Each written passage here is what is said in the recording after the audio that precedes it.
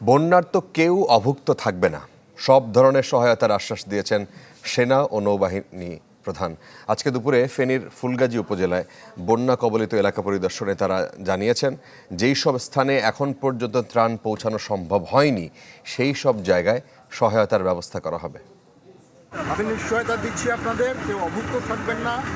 আমাদের medical team কাজ করছে, আপনাদের যদি কোনো অসুখ বিসুখ হয় সেটাও আমরা ইনশাল্লাহ দেখব।